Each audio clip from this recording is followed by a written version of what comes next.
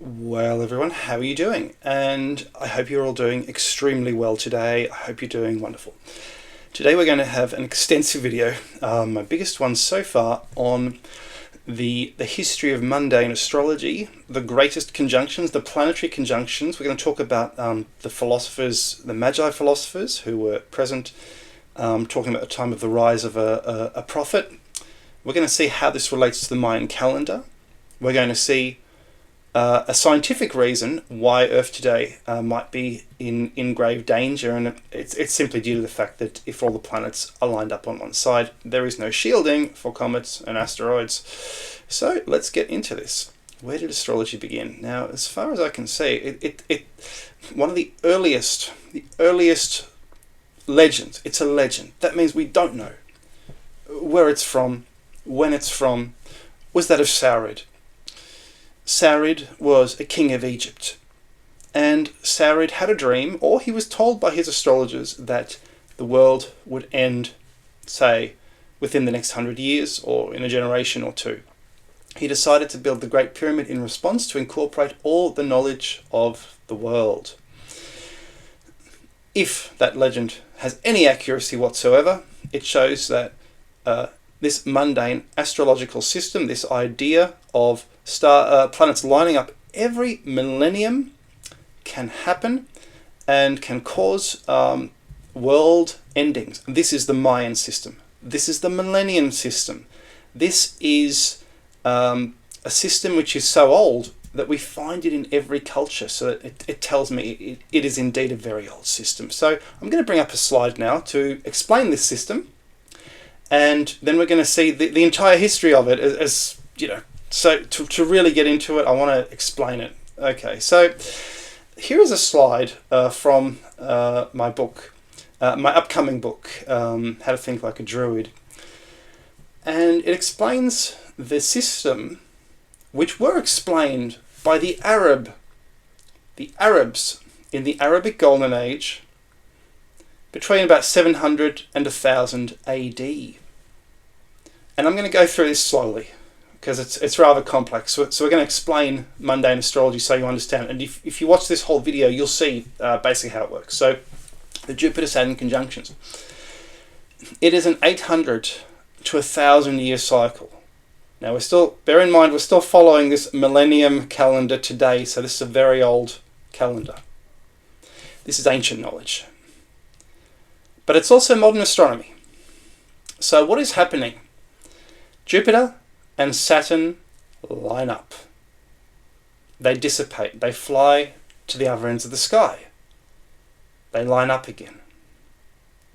10 years later, they're at other ends of the sky. 10 years later, they line up again. Okay. So in looking at this slide, we can see the starting position of the conjunction.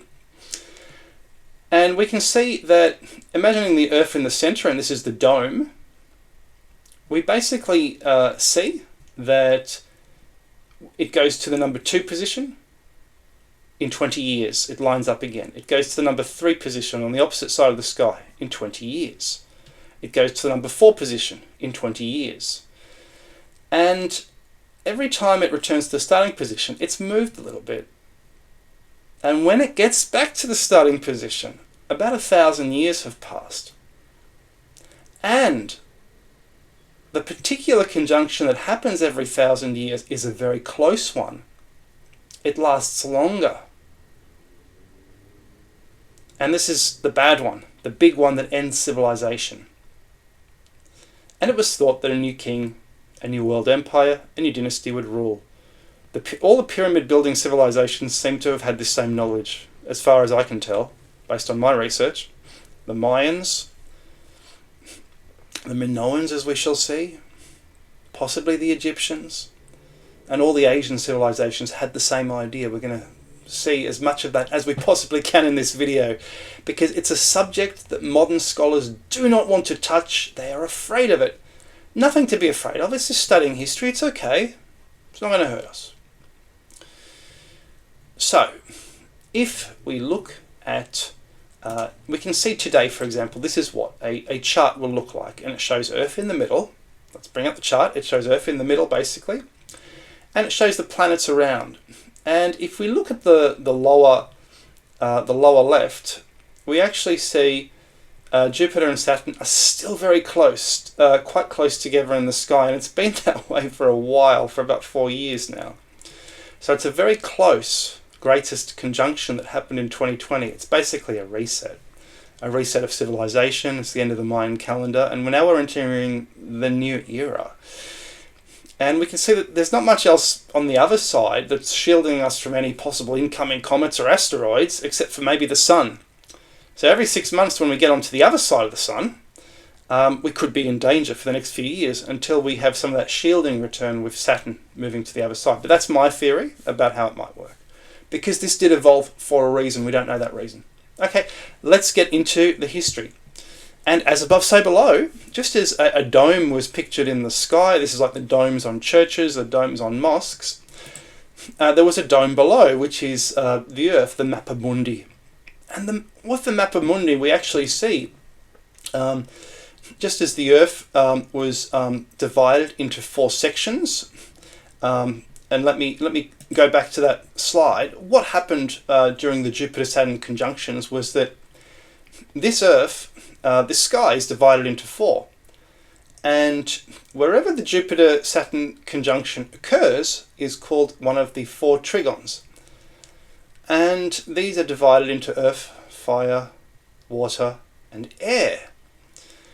And just as we had this division in the sky, so we had the division on the ground. Hence all the existence of all the Mappa Mundi, which must be an old related part of this old religion, this old philosophy, and I imagine the Druids must have had and possessed this philosophy.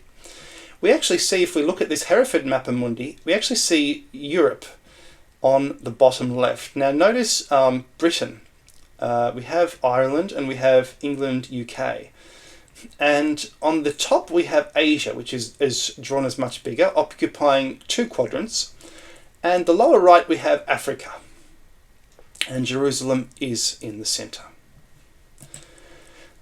So let's get into it. The earliest I can detect of a 1,000-year cycle is the Minoans. And Alan Butler discovered this in his 1999 book, The Bronze Age Computer Disk. Now, he called the Phaistos disk a computer disk. It's an unfortunate title, but what he meant was you can use this disk.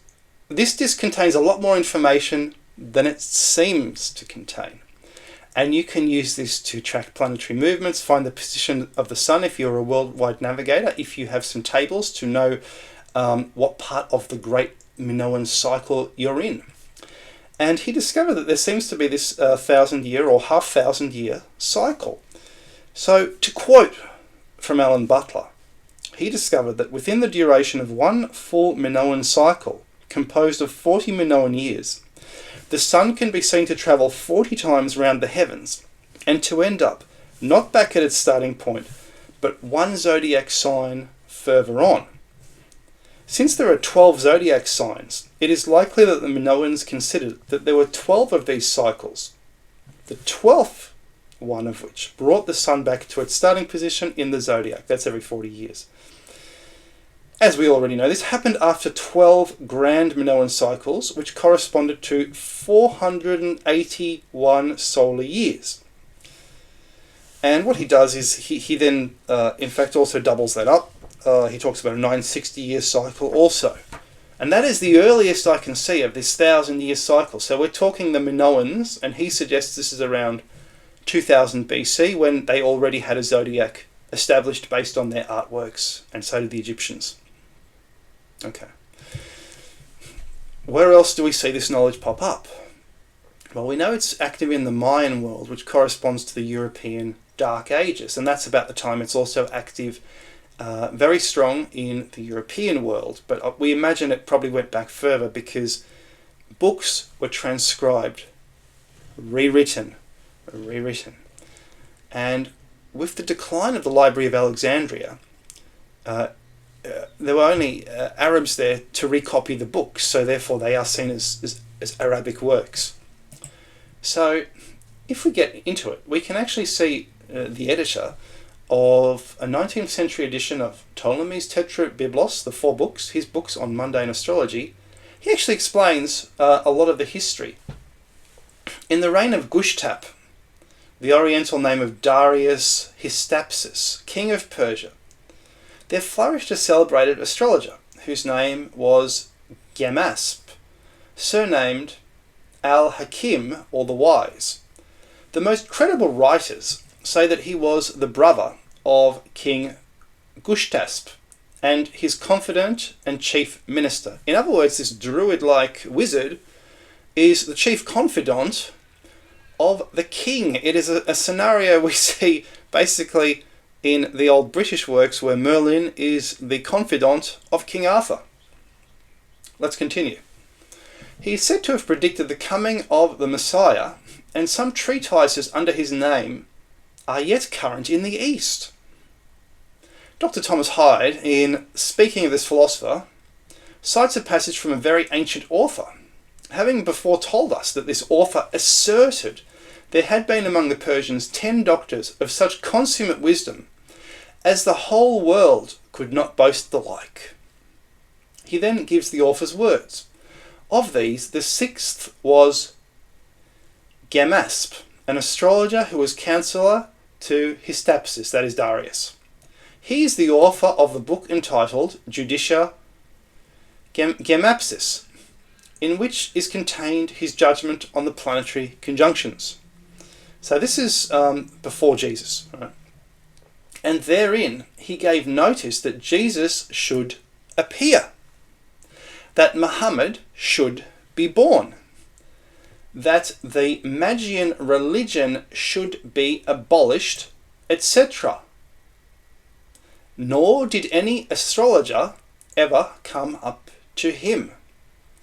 Now we know that these things did come to pass. It may well have been, and I have suggested it, that because of all this ancient tradition of mundane astrology, kings such as the Byzantine kings, and of course we name Heraclius, and there is an Islamic tradition of this, did not really want to fight against Islam because they were aware of this mundane astrological tradition that some of this prophet would rise and they would be defenseless against him. And hence we have a situation where the Byzantines, whether it was through excessive socialism, which I've mentioned that they had, and others have mentioned it as well, a lack of money in the treasury, too many bureaucrats to pay, or it was also because they had a knowledge, they had an astrological knowledge of the ages of man, of the cycles of man. So let's continue. Of this book, there is an Arabic version, the title of which runs thus: The Book of the Philosopher Gjamasp, containing judgments on the grand conjunctions of the planets and on the events produced by them. This version was made by Lali. The title he gave it in Arabic was Al-Qarani, and he published it in AD 1280. In the preface of his version, it is said that after the times of Zoroaster, or Zerdust, pronounced Gushtap, the son of Lohrasp, a very powerful prince, and that in his reign flourished in the city of Balkh, on the borders of Khorasan, a most excellent philosopher whose name was Gjamasp, author of this book, wherein is contained an account of all the great conjunctions of the planets which had happened before his time, and which were to happen in succeeding ages, and wherein the appearances of new religions and the rise of new monarchies were exactly set down. And this is I believe, where we have the tradition of the three wise men, having read Gjamasp's work, arising out of Iran, and preaching. They must have been preachers. People knew who these people were. They must have not been silent people heading to the manger. They must have been prophets expounding on the idea that the world was going to end, and there must have been a tradition that they may have found someone to hold up and say, this is the person. This author, throughout his whole piece, styles Zerdusht, or Zoroaster, our prophet, the notion of predicting the rise and progress of religions from the grand conjunctions of the planets. The grand conjunctions of full planetary lineup has been likewise propagated in our western parts. Cardan was a bold asserter of this doctrine. The modern Persians are still great votaries of astrology, and although they distinguish between it and astronomy, they have but one word to express astronomer and astrologer. That is the managim, which is exactly equivalent to a Greek word, which is the same. Of all the provinces of Persia, Khorasan is the most famous for producing great men in that art. And in Khorasan, there is a little town called Genabed, and in that town a certain family which, for 600 or 700 years past, has produced the most famous astrologers in Persia. And the king's astrologer is always either a native of Genabed or one brought up there.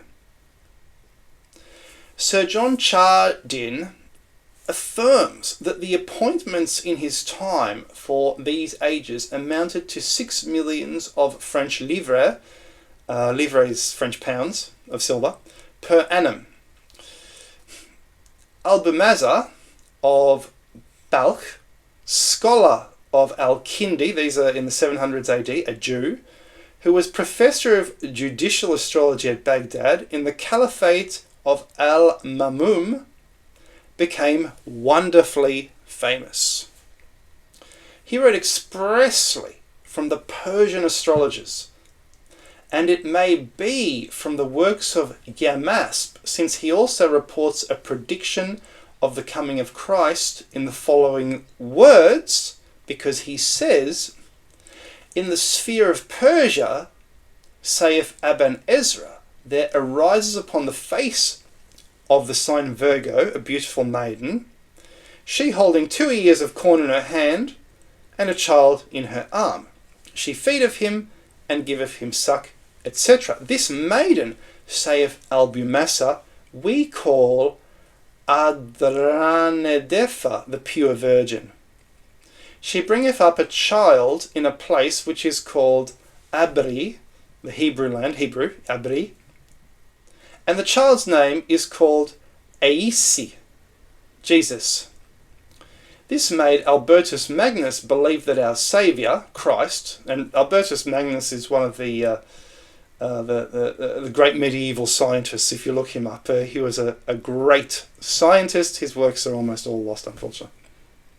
This made Albertus Magnus believe that our Saviour Christ was born in Virgo, and therefore Cardinal Aliac, erecting our Lord's nativity in his description, casteth this sign onto the horoscope. But the meaning of Albumassar was, saith Friar Bacon, that the said child was born, the sun being in that sign, and so it was noted in the calendar, and that she was to bring up her son in the Hebrew land. And that is most interesting. Most interesting indeed. So let's get into some of these later philosophers after Gjamasp. Al-Kindi. So Al-Kindi, who is just described as a Jewish philosopher of Baghdad, it says in Wikipedia that he was an Arab Muslim polymath, active as a philosopher, mathematician, physician, and musical theorist. In other words, as we're going to point out in my upcoming book, a druid, because they had this universal kind of knowledge. Al-Kindi was the first of the Islamic peripatetic philosophers and is hailed as the father of Arab philosophy. So, what did Al-Kindi say? This is what he basically said. Al-Kindi wrote a treatise in the 9th century called On the Greatest Conjunction. And this refers to a rare astronomical event where multiple planets align in the sky. In his work, Al-Kindi discussed the significance and the impact of this on human affairs. He believed the conjunction of planets could influence various aspects of life, including weather patterns, agricultural cycles, human affairs, that is, empires rising and falling, and natural disasters. Al-Kindi's treatise, The Greatest Conjunction, is an important work as a result.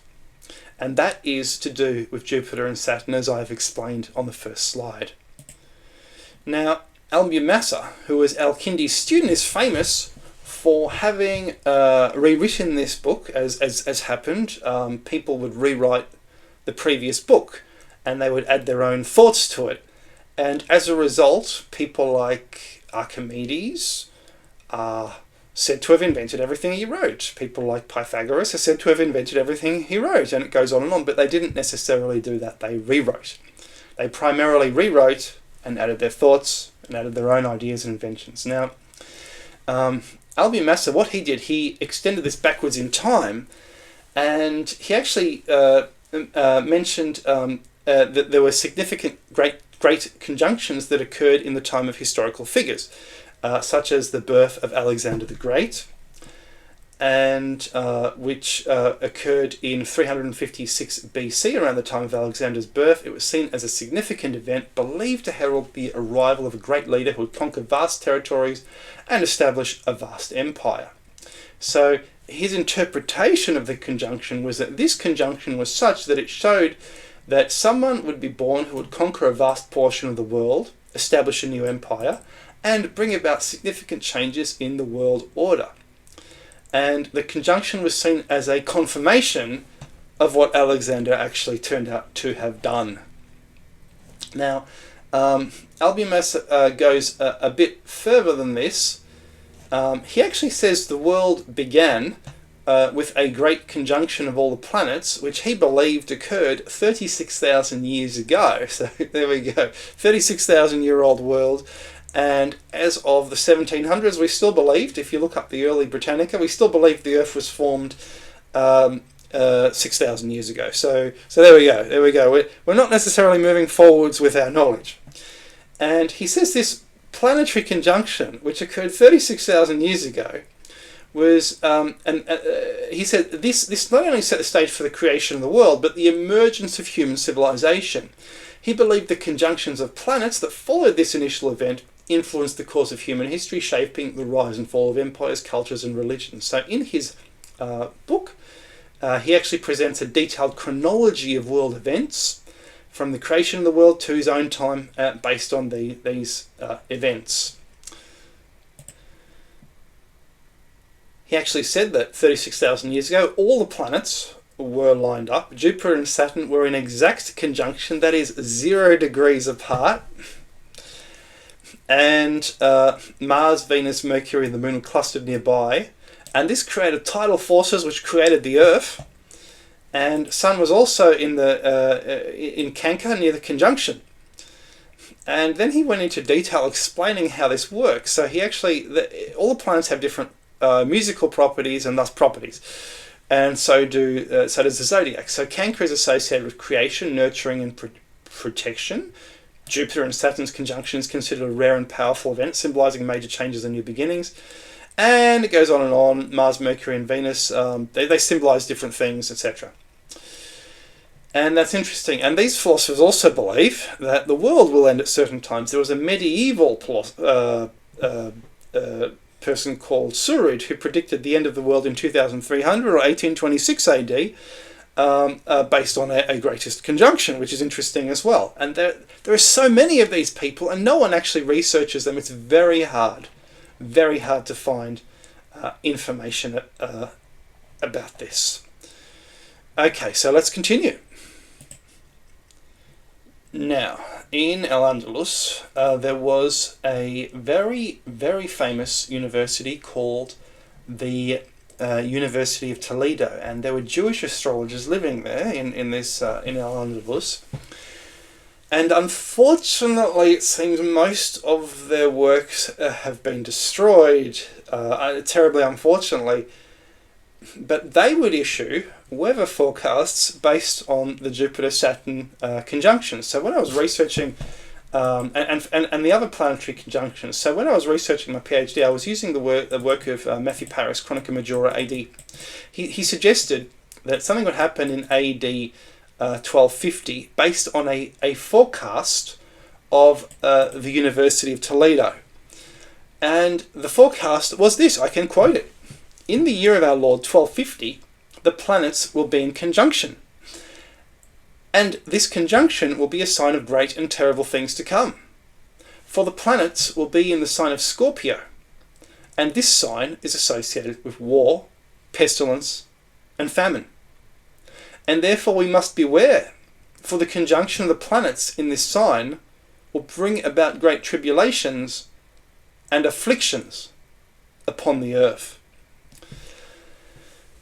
And these chroniclers, they would actually report the news as was happening, and no one I can find more so than Matthew Paris and his predecessor Roger of Wendover. They repeated the news. They heard some news, they wrote it into their chronicle, which is just fascinating. So there we have a prediction, a kind of long range weather prediction, astrology prediction based on mundane astrology, planetary alignments, of 1250 CE. So this was continuing throughout the Middle Ages from deeply ancient times, as we've seen possibly from the Minoan era. And it continues. We are now going to set that history aside because we know it continued through to the Renaissance. There were scares in the 15 and 1600s regarding a fiery trigon that would occur. They thought the world would dissolve into fire. That didn't happen. Kepler wrote about these conjunctions in his book De Stella Nova, and it continued into the modern era, and then it kind of ended, and that was it. And then the view took over with the Enlightenment that the Enlightenment, it was not just new knowledge, it was actually a throwing away of the older knowledge. It was an ascendancy. We're enlightened, we're in the light now. So that stuff down here is gone. We're starting again. It was a scientific revolution, and in a revolution you discard the old knowledge because frankly one human life isn't enough to study nearly everything to do with the Great Conjunction that survives. There are so many texts we'll never be able to read. There's so much information we don't have about this. This video that I'm making now might be the biggest online source, the biggest encyclopedic source on the history of the great conjunctions of Jupiter and Saturn. Now, how does this relate to what's happening today? What happened in 2020 was another Star of Bethlehem, another greatest conjunction. Underreported in the media are lazy. They don't have a clue. If someone told them, "Oh, we're having a Star of Bethlehem right now," they'd look at you like you were funny. But that is exactly what occurred. We had a very close set of, I think, two or three greatest conjunctions in the same years. 2020, 2021, maybe 2022 as well. And as we can see from the current chart, Jupiter and Saturn are still bloody close. This has lasted a long time. This is a greatest conjunction. It's not a great conjunction every 20 years. It's a greatest conjunction, which happens maybe 4 times in 1,000 years or once or twice in 1,000 years. This is it. And this aligns with kind of the end of the Mayan calendar. If we look at the works, as I've mentioned many times, of an interesting French bloke called Maurice Chatelain, a mathematician. He was a NASA mathematician. And he mentioned that the Mayan calendar is probably based on the Jupiter and Saturn conjunctions. Now, if we look at that chart, what's happening today, and if we look at what happened in the 90s, Comet Shoemaker Lever 9, it was always in the news that Jupiter is the vacuum cleaner of the solar system and is preventing us from being hit by comets which are coming in. And we actually can't see these comets. These comets are discovered only when they come close to the sun. We can't see them further out. It's hard to see them because they're so faint. There could be lots that we're not seeing. People are working 15 hours at the moment. They don't have time to look up in the skies. Lots of people are abandoning YouTube. It's kind of stopped paying money. People are working. They're not looking in the skies anymore. Lots of observatories are closing. We don't quite know what's out there.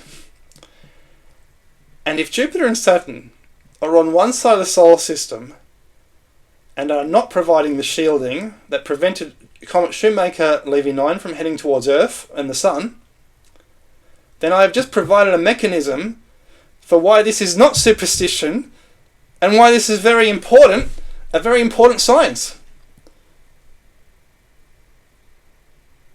So I hope that clears that up. So I thank you for watching this video. It's certainly been a long one, and we've certainly gone into the history of the Jupiter-Saturn conjunctions. We've talked about the origins, the very murky origins, but we're still doing this today, a 1,000-year cycle, millenarianism. That means the mile was involved, the thousand paces. This is just amazing. Anyway, guys, I hope you've enjoyed this video, and stay tuned for more. We're going to talk about, we might talk about the worldview of certain people in World War II next. So cheers.